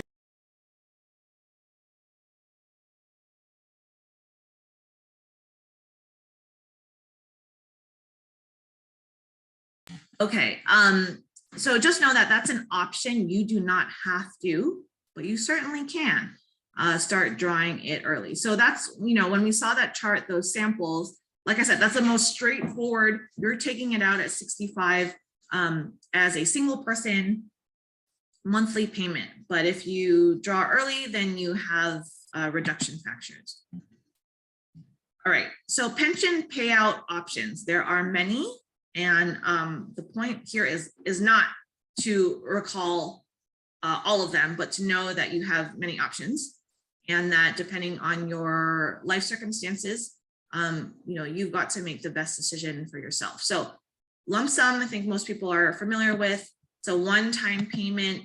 You get all of that money It can be rolled into a traditional IRA or Roth IRA, so that might help defray some tax implications, but it is totally cash. So you may take that full amount, you may reinvest it, you may purchase your new boat. Again, once they've paid that to you, that completes the Kaiser employer liability to you, accountability. It's yours and they are done. So of course, any investment risks that might occur, those are all borne by you and in your account. Okay, next, the single annuity. We already went through that. That's the single person standard monthly payment until death. It is a default if you are single. And then if you are married, your default is the 50% joint and survivor annuity. If you choose to have a different payout option, you must get that option notarized. And so again, going into your KP Retirement Center website will be most helpful to see like literally what will the different monthly amounts or checks be depending on all these options. But I think the way that I think about the joint and survivor and the 50% versus 75%. So, you know, all of these options will be reduced from the single annuity dollar figure. But when you look at 50%, what you're saying is, okay, we want to take more, me and my my dependent, we're going to take more while we both are living. So our check will be slightly larger. If one of us passes, the survivor gets half of that amount for the rest of their lives. If you choose the 75% option, what you're essentially going for is, okay, we're going to take a smaller monthly check than if we were in the 50% option. But if one of us dies, they'll be able to still receive 75% of that amount for the rest of their life as opposed to 50. So there's a bit of the trade-off depending on how much money you want, whether you both are living or if one person passes. And then next, we've got the 100% joint and survivor with 15-year guarantee period and pop-up. I do understand that the unions actually negotiated this particular payout option. And I think of it, it might be oversimplifying, but there seems to actually be 2 beneficiaries that would be covered in this option. So 100% joint survivor, again, it's reduced from your single person payment. But if the employee dies, the joint and survivor beneficiary will receive 100% of the payment for their lifetime. If the beneficiary dies, the employee amount will pop up to that single annuity amount, and they'll get that full amount for the rest of their lives. And then if both people die before the 15-year period is over, the payments will be made to another designated beneficiary. So that's where I kind of see like, oh, there's a second beneficiary that you can cover, at least for a 15-year period. If you outlive, I think that 15-year period, then there will not be any payments made if both employee or retiree and beneficiary pass. The next option is a certain and life annuity. So this is really based around your age at retirement and the length of the benefit. So essentially kind of similar to the joint and survivor percentages. Here it's based on a year period. So if you choose the 5-year period, you're saying, I'm going to take a lot more money up, per month. And I might pass. If I pass in year 2, then my beneficiary will get the rest of the payments for 3 more years until that 5-year period. If I outlive that period, I don't pass till year 10, then my beneficiary will not get anything. I've already out-survived my designated period. On the flip, if I take the 20-year option, I'm going to get less than the 5-year option. My check will be smaller, but my guarantee period will be longer. So if I did die at year 2 or at year 10, my beneficiary would continue to receive benefits for the rest of that time period. And then level income annuity. This coordinates with your Social Security payment. So I think if you are really wanting to ensure I'm going to get a uniform amount of money from these two income streams, that's really great to see, then this might be the option you would want. You essentially get like, quote, a larger value from your pension earlier. And then once your Social Security kicks in, you know, that might be that your pension side will be adjusted down to reflect the additional amount. So essentially, you're still getting the same amount from these two income sources. And then certain in life with level income is a blend of the two previous. So again, no need to commit all of that to memory. I think what's most important here, and hopefully you heard it, is what are the considerations? Are you someone who enjoys investing and feels confident in being able to grow their money? What is your health condition? How about those who are your beneficiaries? How many beneficiaries are you going to be covering? So again, these are, I think, decisions and questions that are meant for your family and for your financial advisor to figure out what works best. But certainly some of these options will be better than others, depending on how you answer those questions around investment risk and, of course, health condition. So a super quick poll. I've only got 2 questions, and I'm sorry I'm running over. But here, if you could take a minute, please answer these 2 final questions in our final poll.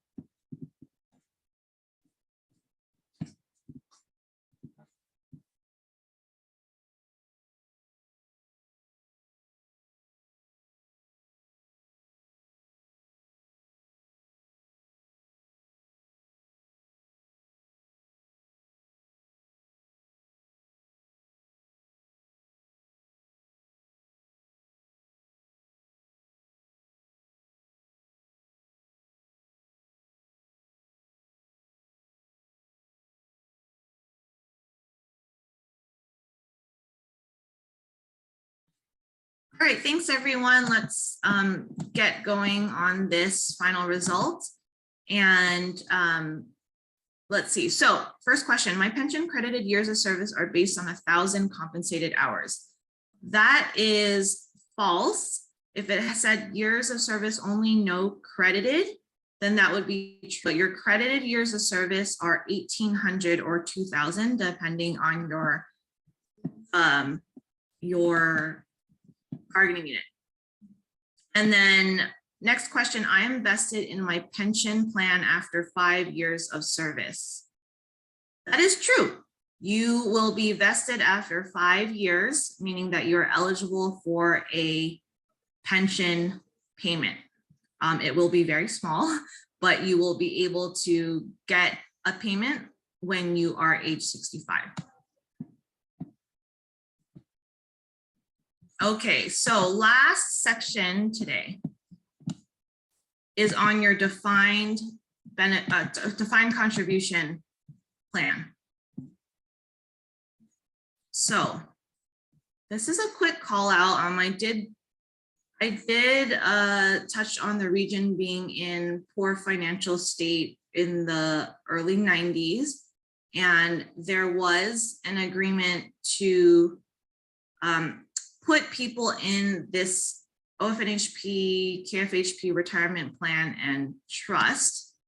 So if you were around at this time, you might have had the opportunity to elect whether you were in one plan, you continued with the pension, or if you went into this other defined contribution plan and they gave you a much heftier employer contribution. And then for some who were hired around this time period, you didn't even have an option. You were not in the pension plan. So the point being here that some of you might have this in your Vanguard, which is, it should be called the OFNHP, KFHP retirement plan and trust. And it was closed in 2008. So if you were hired after that, you definitely would not see something like this. But it might exist, and that's what it is. In addition, everyone has a TSA or 401k. The Northwest unions are kind of special in that most of our alliance unions per our national agreement receive an employer match, meaning that they put some monies in, the employer matches that amount. Instead, you guys don't even have to put anything in, and based on your bargaining unit, you get 1.5, 1%, or 5% of your base earnings. And that's a pure contribution. So you don't have to put anything in, you will get that from the employer. But I think it's good to contribute to your 401k for sure.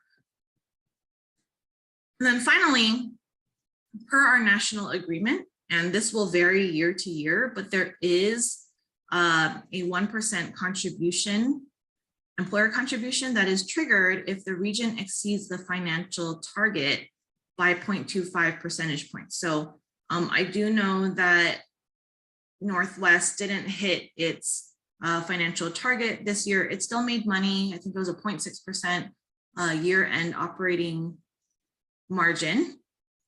So still profits were made, but it did not hit the target, and it therefore it did not exceed the target. So this was not triggered in actually pretty much all the regions this year. There was only one region that made this. So that will happen year to year and is a function of our national agreement. So I am now, going to go back and we'll go over some resources and questions.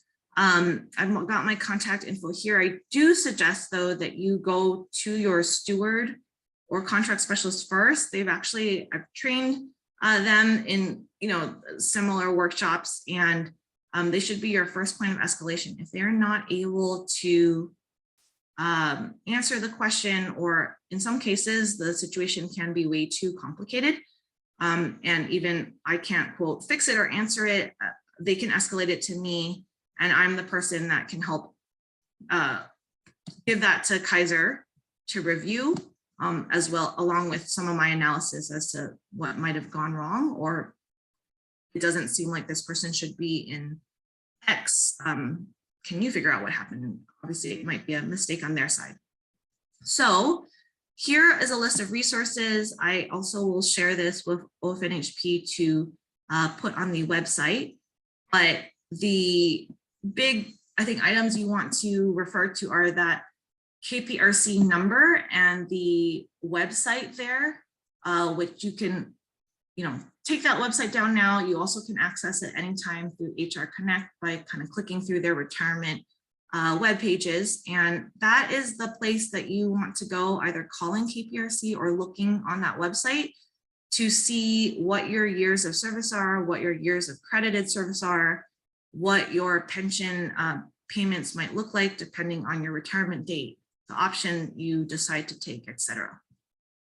And then, of course, there are additional items there, which hopefully will help you when you're actually getting started with your retirement. KP Human Resources Services Center, of course, if you are leaving the organization and want to do COBRA, that would be your source there. So I'll leave that up and I'll go through the chat to see where I left off on questions, but do feel free to add some more chat questions. Like I said, I think I've answered a few as we've gone.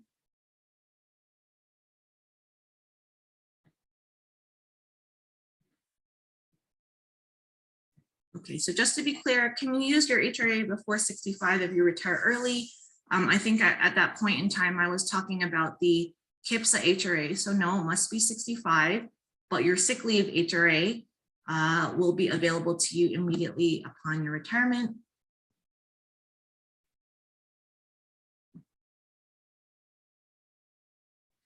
Debbie asked if I already have Kaiser insurance through a dependent, can the HRA still be used, or do we need to obtain the insurance once retired? So I think maybe if you're asking, your spouse has, you know, an employer plan, they also are Kaiser, can you use that sick leave HRA to it? Yeah, I do believe you can. I don't think they, you know, it shouldn't be restricted that like you have to be the primary, but the limitation is that it needs to be a Kaiser plan if you live in a Kaiser region. Does Medicare cover any of the cost share?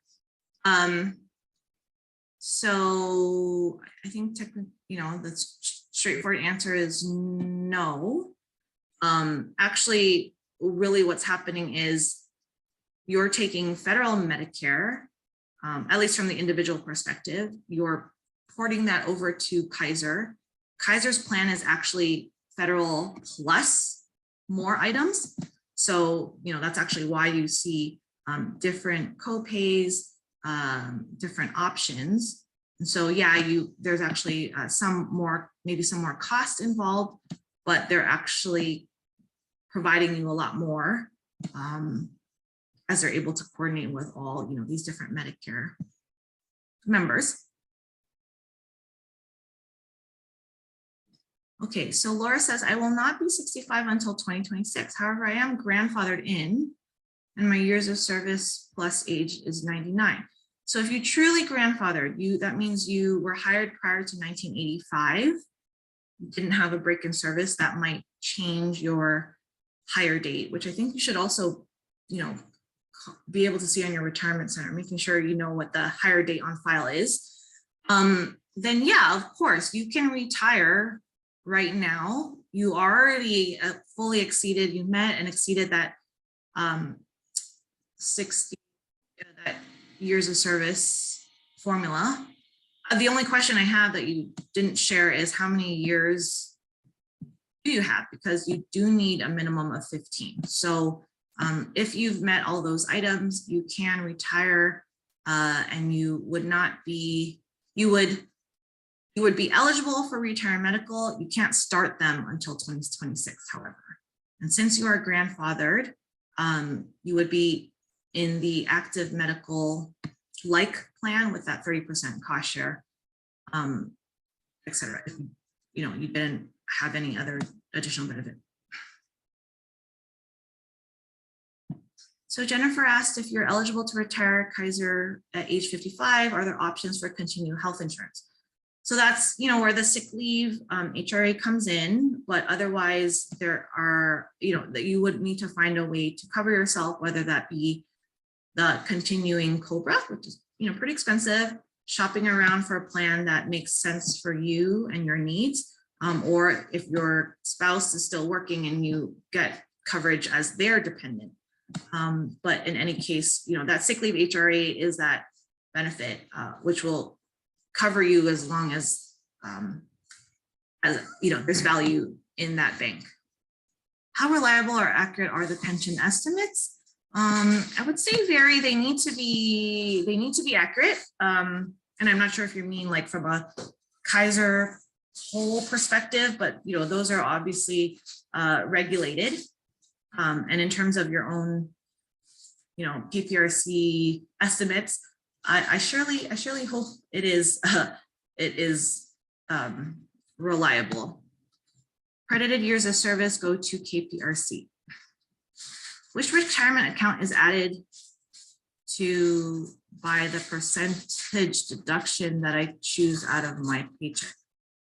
Oh, okay. So this is, Margot's asking, I think, you know, we all can elect an employee. I'm going to defer this amount, this percent from my Vanguard 401k. To be honest, I don't know what the name of it is. Honestly, I would just go into Vanguard and look. It would not be the OFNHP, KFHP trust plan. Like I said, that one's very limited and sort of out of use. There might be value sitting in it, but there shouldn't be much activity. And then of course, you know, you should see also on your paycheck how much of that is being deferred every month. I would just go to Vanguard, log in and see which account has that particular transaction. I'm already 65, but not enrolled in Medicare because I'm still working. do I get fined? No, because you are still working, and as long as you are covered by the employer active plan, you do not need to enroll in Medicare. So not until you are done working and no longer covered by an employer active plan, because you might be 66 and be on your spouse's plan. You also would not have to enroll, but when you're no longer, like you're really retired and no longer, I should really say, not covered by an active employee plan. That's really the key, because you might actually be retired and on a spouse's plan, right? So if you're no longer covered by an active employee plan, then you need to enroll in Medicare. So any other questions? Thank you for staying with me. I hope to wrap it up in about 2 minutes. But I appreciate the questions. You guys were actually really great listeners, and anything else I can address now? And I will also be sharing this recording with OFNHP and make sure that you have these recordings available to you. So Debbie also texted and said she did email me some questions. I did get them. I think I got most. Let me just see if I've what others I need to go over. I think I did number 1, the return. I think I did number 2. Okay, is a retiree still eligible for the HSA if they retired in the alternate compensation program? If not, what are the requirements? Oh, that's a good question. So another, well, that I actually have to look into. So I'll get back to you, but typically you need, or not typically, like you need to retire from a benefit eligible position. If you drop down to a call-in or per diem position, you might still actually be benefit eligible because you're working an average of 20 hours a week, you make 260 hours per quarter. But if you do not, and you leave the organization and you are 55 with 15 years of service, you probably are not eligible for retiree medical because you did not retire from a benefit eligible position. And will a retiring employee be able to purchase life insurance through the Kaiser retirement? I think that's the case. In fact, I know some bargaining units do have life insurance as a retiree provided to them. And that is something I'll need to also look into, which will be in the summary plan description. Does the pension have a COLA? I do not believe it does.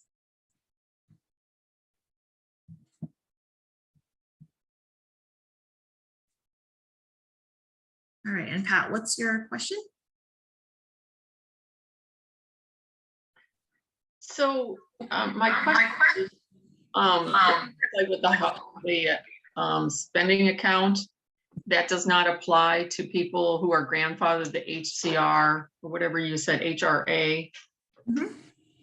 So it looks like in the group that I'm in, there's a 30% cost share, which I'm going to need to pay for, and I have no resources to help pay for that. Like I can't rely on my account, that account. Correct. If you're a grandfathered employee and you are staying in the traditional retiree medical design, and you are responsible for that 30% cost share, there's no HRA other than the sick leave one, right? Which will have limited time on it. There's no other source of income or credit that is established for you. So the KIPSA HRA is only applicable towards those who are in the modified retiree medical plan. And in 2016, 2017, some people said, I don't care, that's worth it to me to be in a medical plan. So the benefit, I would say advantage for you as a grandfathered employee is that your copays will be the active medical mirroring. it'll be $10. It'll be, you know, actually I think it's $750 out of pocket maximum for the individual. I think it's $1,500 for the family. So you are in a specific group retiree medical design with very specific copays. But yes, there is a 30% cost share associated with that.